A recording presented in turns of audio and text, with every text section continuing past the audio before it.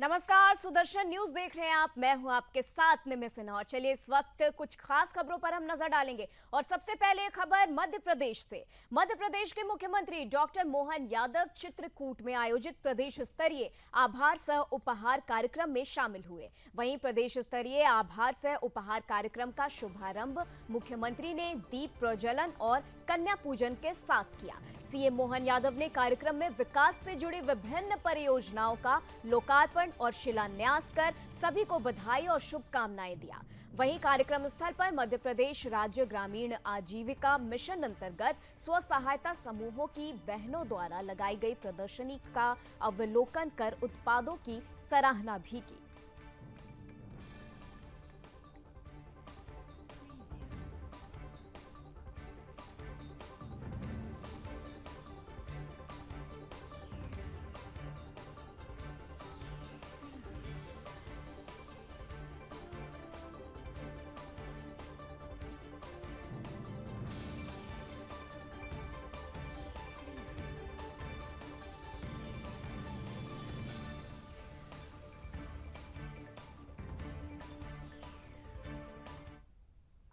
वहीं राजधानी दिल्ली में स्थित एनडीएमसी कन्वेंशन सेंटर में हिंदवी स्वराज स्थापना महोत्सव का आयोजन किया गया। कार्यक्रम का आयोजन दिल्ली श्री शिवाजी रायगढ़ स्मारक मंडल पुणे और श्री भारती प्रकाशन नागपुर के संयुक्त तत्वाधान में किया गया। हिंदवी स्वराज की स्थापना करने वाले वीर शिवाजी महाराज जी के विषय पर हिंदी और इंग्लिश में प्रकाशित 4 पुस्तकों का विमोचन भी किया गया। इस कार्यक्रम में मुख्य अतिथि के रूप में भारत के पूर्व राष्ट्रपति रामनाथ कोविंद जी और मुख्य वक्ता राष्ट्रीय स्वयंसेवक संघ के सरकार्यवाहक दत्तात्रेय होसबोले जी भी मौजूद रहे।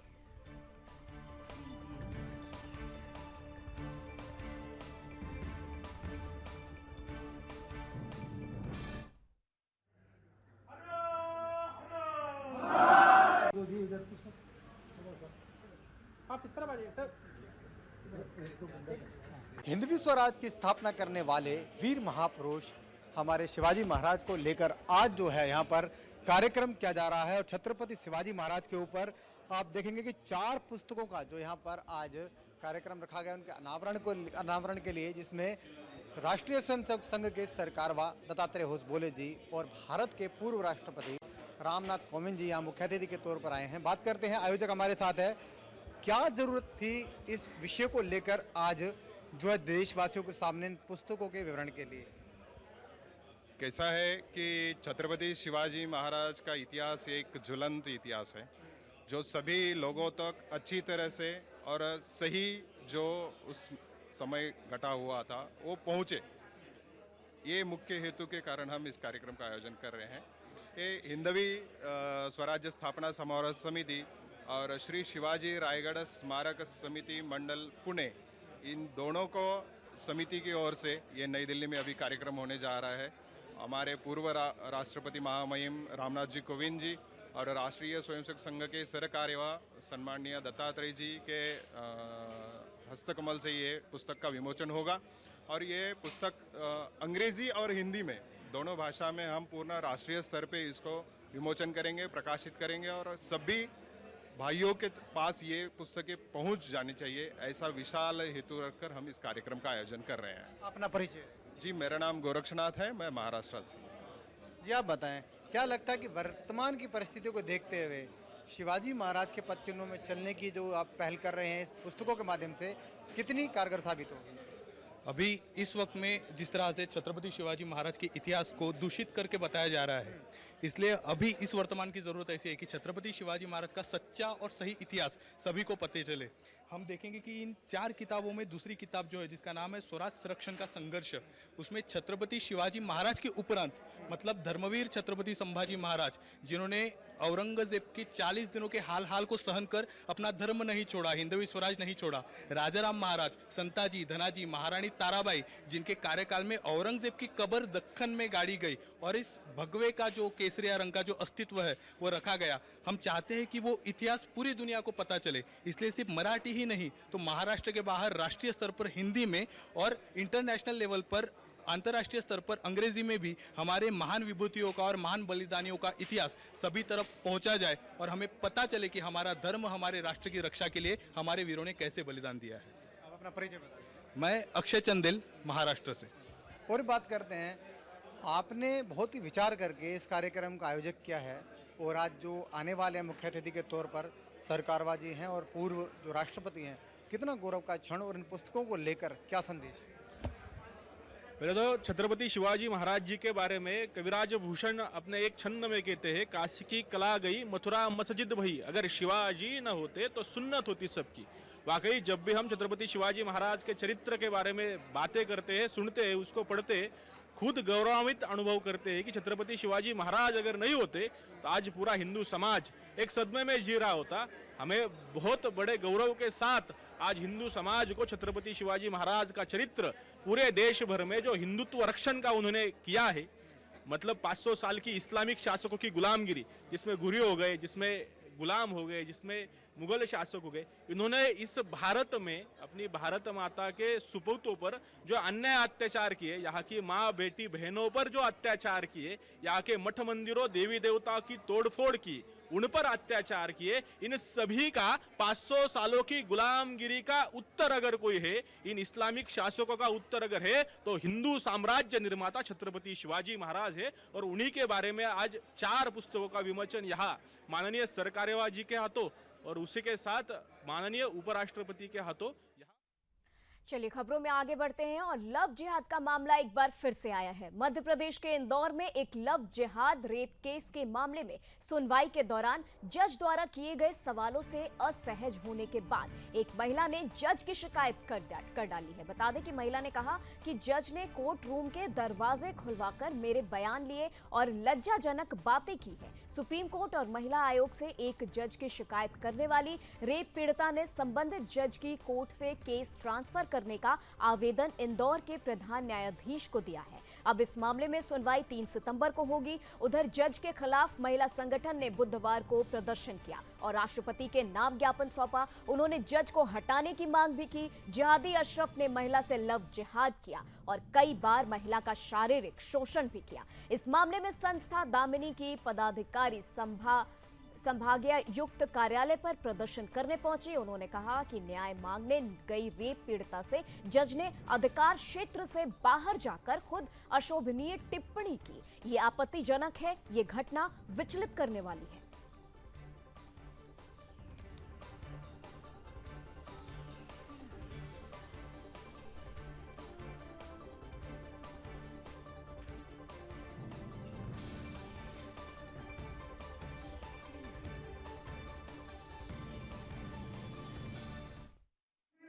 हम सभी के संज्ञान में है मां अहिल्या की नगरी में विगत दिनों न्यायाधीश महोदय द्वारा दुष्कर्म पीड़िता बहन का जब प्रतिपरीक्षण किया गया वो न्याय संगत नहीं था। किस प्रकार अभद्र शब्दों का प्रयोग किया गया, असंवेदनशीलता के साथ अमानवीय व्यवहार किया गया, उससे आहत होकर के हम सभी बहनें यहाँ पर महामहिम राष्ट्रपति जी के नाम पर ज्ञापन देने के लिए एकत्र हुई हैं। मुझे लगता है कि जो बहन ने विधि क्षेत्र से है वो बहुत बेहतर ढंग से इसका तकनीकी जो पक्ष है उसको रख पाएंगी, लेकिन जितना हम लोग जानते हैं कि इस प्रकार की जो सुनवाई है वो कैमरा प्रोसीडिंग के माध्यम से होना चाहिए, बंद कमरे में होना चाहिए और माननीय न्यायाधीश को इस प्रकार का अधिकार ही नहीं है कि वो प्रति प्रश्न जो है वो करें। प्रति परीक्षण करने का जो विषय ध्यान में आया जब बातचीत हुई कि ऐसा उनको अधिकार नहीं है, तो ये अपने अधिकार क्षेत्र से बाहर जा कर के न्यायालय जिसको हम अपनी आस्था का और श्रद्धा का केंद्र मानते हैं वहाँ इस प्रकार की घटना अत्यंत दुर्भाग्यपूर्ण है। इससे हम सभी आहत हैं। हम सब ने आग्रह किया है कि न्यायाधीश का निलंबन हो। हमारा ये भी आग्रह है कि इस प्रकार के जो केस है उसकी सुनवाई महिला न्यायाधीश के समक्ष की जावे और जितनी भी चीज़ें कानून सम्मत और न्याय संगत तय हैं उसी के आधार पर इस प्रकार की जो विषय आते हैं उसकी सुनवाई उसके आधार पर होना चाहिए। यदि नहीं होती है तो जितने भी समस्त दोषी हैं उनके विरुद्ध कड़ी कार्रवाई होना चाहिए। तो चलिए इसी खबर पर तमाम जानकारी के लिए हमारे साथ मध्य प्रदेश से ब्यूरो चीफ राम स्वरूप शर्मा जुड़ चुके हैं। तो राम जी, जानना चाहेंगे कि ये पूरा मामला क्या है, क्योंकि कहीं ना कहीं एक लव जिहाद का मामला सामने आया और फिर कोर्ट में जज ने बहुत ही अपने दायरे से बाहर जाकर जिस तरीके से बातचीत की, बयान लिया महिला से, वो काफी आपत्तिजनक है। इस पर जज पर क्या कार्रवाई हो सकती है और पूरा मामला क्या निकल कर सामने आ रहा है? देखिए निम्न मैं सबसे पहले आपको बता दूं कि ये दो तरह से महिला को तकलीफ पहुंची है। एक तो जो आंसू बनकर युवक ने उसके साथ लव जिहाद किया, दरअसल वो एक जिहादी अफरद था और उसने उसे गुमराह करके झूठ बोलकर उसे लंबे समय तक यौन शोषण किया, इसका बलात्कार किया, उसके साथ रेप किया। और इस पूरे मामले को लेकर जब वो कानूनी सवाल में पहुंचती है तो अदालत के जो जज है वो कानूनी जो मर्यादाएं होती है उन पूरी मर्यादाओं को लांघकर उस युवती के साथ, उस महिला के साथ में असंवैधानिक जो संविधान इस तरह के शब्दों की मर्यादा का ख्याल रखता है। संविधान इस तरह के शब्दों का उपयोग करने की अनुमति नहीं देता। जिस तरह के शब्द, जिस तरह की पूछताछ जज के द्वारा की गई, इस तरह का महिला संगठनों का और पीड़ित महिला का आरोप है। महिला ने पत्रकारों को बताया है कि ये अदालत के जो जज हैं उनने कानूनी मर्यादा, अदालत की जो मर्यादा है उसका उल्लंघन करते हुए ऐसे सवाल किए हैं जिससे उसका जो मन है वो भीतर से आहत हुआ है। इस पूरे मामले को लेकर दामिनी एक संगठन है जो इस तरह की पीड़ित महिलाओं की हमेशा आवाज उठाता रहता है। इस संगठन ने इस पूरे मामले को लेकर जज के खिलाफ एक उग्र प्रदर्शन किया है और इस पूरे मामले की जो शिकायत है वो सुप्रीम कोर्ट में की है और इंदौर हाई कोर्ट के जो वरिष्ठ जज है वरिष्ठ जज है उनसे इस पूरे मामले की शिकायत की है और पीड़ित ने न्याय की मांग की है। तो अब इस पूरे मामले की सुनवाई कल यानी 3 अगस्त को होने वाली है और देखते हैं इस पूरे मामले में क्या कुछ होता है। सबसे बड़ी बात यह कि अकेले मध्य प्रदेश में नहीं बल्कि देश भर में नाम बदल कर देहाती हिंदू नाम उपयोग करके महिलाओं का यौन शोषण करते हैं, बाद में वो शिकार हो जाती है और उसके बाद में कई बार वो आवाज ढककर रह जाती है, अदालत के सामने तक नहीं आ पाती है। लेकिन कभी अगर सामने आती है तो उन्हें दो तरफ से चोट मिलती है, एक प्रतिहादी की तरफ से, दूसरी न्यायालय में जब जज या वकील इस तरह के सवाल करते हैं तो दामिनी फिल्म की जो करतार थी, छात्र थी, उस जैसी स्थिति बनती है और इनकी आवाज के कोई सुनने वाला नहीं होता है। ऐसे में जो दामिनी संगठन है महिलाओं का, इस पूरे मामले को लेकर बड़ा संजीदा है। इस पूरे मामले को लेकर जो संभाग के कमिश्नर है, संभाग आयुक्त है, इस पूरे मामले को लेकर महिलाओं ने उनसे भी शिकायत की है, महिला आयोग से भी शिकायत की गई है और सुप्रीम कोर्ट में भी इस पूरे मामले को लेकर महिलाओं ने शिकायत की है और ये कहा है कि इस पूरे मामले की जो सुनवाई है उसकी जो बेंच है इसका ट्रांसफर कर दिया जाए और किसी और जगह, किसी और अदालत में इस पूरे मामले को दिया जाए। जी ये उठता है कि समाज के लिए ये जो खबर जो पेश हो रही है वो काफी मतलब एक्सेप्ट करना कई सूरत में मुमकिन नहीं है, क्योंकि ये न्यायाधीश की बात हो रही है, उस जगह की बात हो रही है जहां लोग न्याय मांगने जाते हैं, न्याय की गुहार लगाते हैं। ऐसी जगह पर जो न्यायाधीश है, जो जज है, वही अपने दायरे से बाहर जाकर और अश्लील तरीके से बयान लेता है। ये काफी मायने में आपत्तिजनक है और इस तरह का जो उदाहरण पेश हो रहा है समाज में, ये कहीं ना कहीं उचित नहीं है। तो इस पर क्या कहेंगे?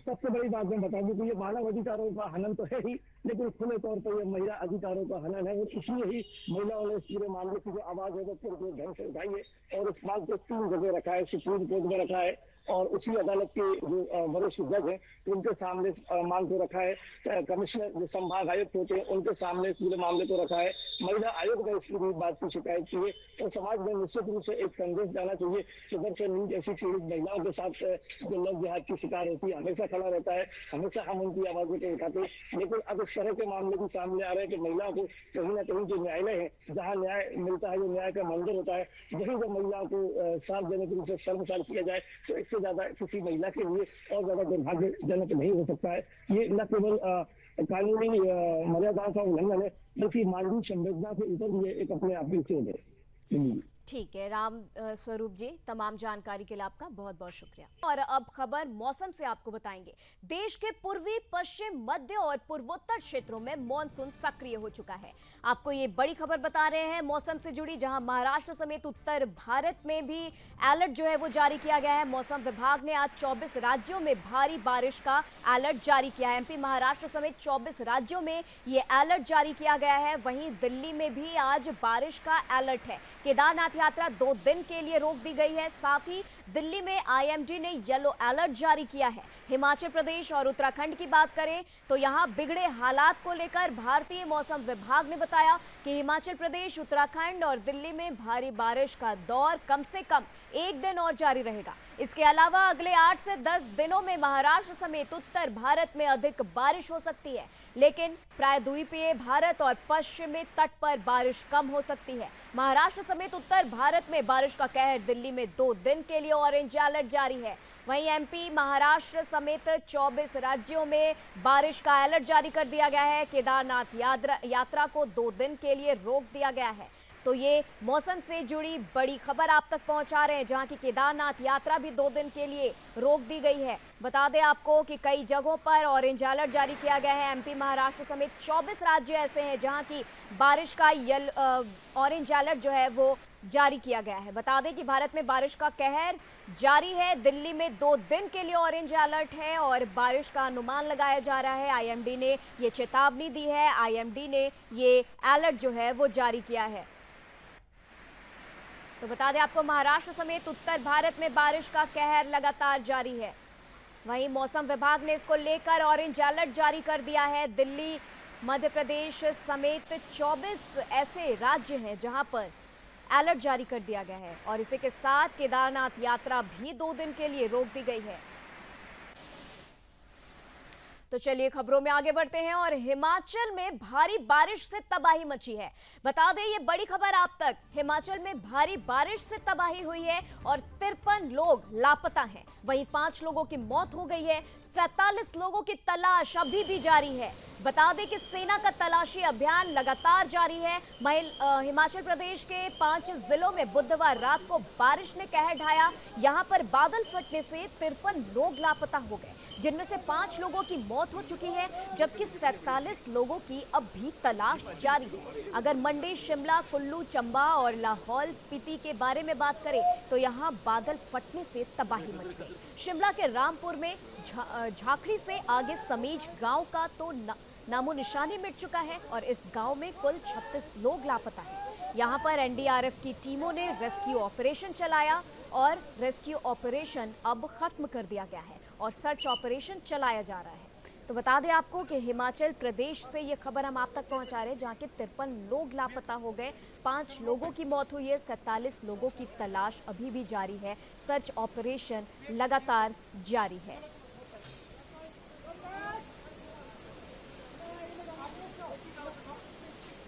तो लगातार हम आपको बता रहे हैं कि हिमाचल प्रदेश में बारिश जो है किस तरीके से कहर ढा रहा है, किस तरीके से वहां बारिश से तबाही मची। 53 लोग लापता हो गए, 5 लोगों की मौत सामने आ रही है। वहीं 47 लोगों की तलाश अभी भी जारी है। रेस्क्यू ऑपरेशन चलाया गया एनडीआरएफ टीम की तरफ से और रेस्क्यू ऑपरेशन अब बंद कर दिया गया है और सर्च ऑपरेशन जो है वो लगातार अभी भी जारी है। हिमाचल में भारी बारिश से तबाही मची है। चलिए खबरों में आगे बढ़ते हैं और नीट परीक्षा विवाद मामले में बता दें कि जुड़ी याचिकाओं पर सुप्रीम कोर्ट आज फैसला सुनाएगा। इस फैसले में सुप्रीम कोर्ट को साफ करेगा कि आखिर परीक्षा रद्द न करने की क्या वजह थी। बता दें कि 23 जुलाई को सुप्रीम कोर्ट ने नीट की परीक्षा दोबारा करने से इनकार कर दिया था। इस दौरान कोर्ट ने साफ किया था कि इसको लेकर विस्तृत आदेश वो आने वाले दिनों में देगा। सीबीआई ने नीट यूजी का पेपर लीक मामले में गुरुवार को अपना पहला आरोप पत्र दायर किया, जिसमें 13 लोगों को आरोपी बनाया गया था। बता दें अधिकारियों ने बताया है कि पटना में स्पेशल सीबीआई कोर्ट में दाखिल आरोप पत्र में एजेंसी ने आपराधिक साजिश, धोखाधड़ी, सबूत नष्ट करने आदि समेत धाराएं लगाई हैं। बिहार पुलिस ने 5 मई को परीक्षा की डेट से लेकर 23 जून को सीबीआई के इस मामले की जांच की है। अपने हाथ में लिए जाने तक के समय में इन आरोपियों को गिरफ्तार किया गया था। उन्होंने बताया कि अपने आरोप पत्र में 13 आरोपियों की भूमिका और जांच का ब्यौरा दिया गया है और नीट पेपर लीक मामले में सुप्रीम कोर्ट में आज सुनवाई होनी है। तो बता दें आपको कि नीट पेपर लीक मामले से लेकर ये अपडेट आपके सामने है, जहां की सुप्रीम कोर्ट ने ये फैसला सुनाया था पिछली बार कि अब री एग्जाम नहीं होगा और इसकी वजह आज जो है सुप्रीम कोर्ट देगा। नीट पेपर लीक मामले में आज सुप्रीम कोर्ट में सुनवाई है। नीट पेपर लीक मामले में सीबीआई ने चार्जशीट दाखिल किया था। सीबीआई ने 13 लोगों को आरोपी बनाया और मामले में अब तक 40 लोग आरोपी जो हैं वो गिरफ्तार हैं।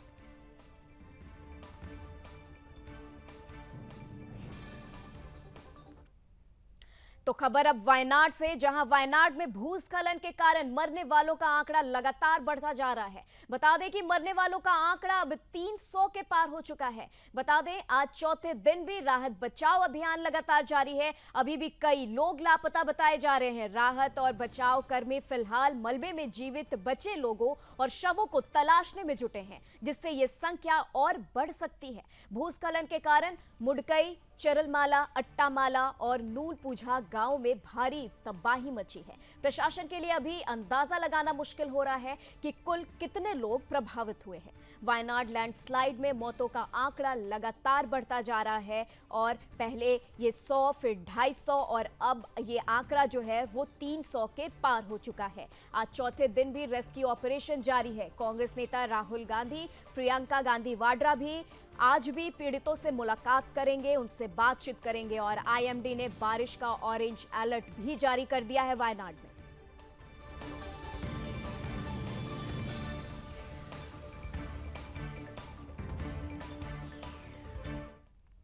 चलिए वहीं खबर हिमाचल प्रदेश से। हिमाचल प्रदेश के पूर्व केंद्रीय मंत्री और हमीरपुर लोकसभा क्षेत्र से सांसद अनुराग सिंह ठाकुर ने हिमाचल प्रदेश में भारी बारिश से उपजे हालातों पर मुख्यमंत्री सुखविंदर सिंह सुक्खू से बात की और लोगों को संयम बरतने की अपील की है। अनुराग सिंह ठाकुर ने कहा है कि देवभूमि हिमाचल प्रदेश में लगातार बारिश होने और बादल फटने के वजह से लोगों के घायल और हताहत होने की खबर से मन व्यथित है। क्षेत्रों में बारिश होने से जान माल का नुकसान होना दुखद है। मैं इस आपदा में हुए घायलों के शीघ्र स्वस्थ होने की कामना करता हूं।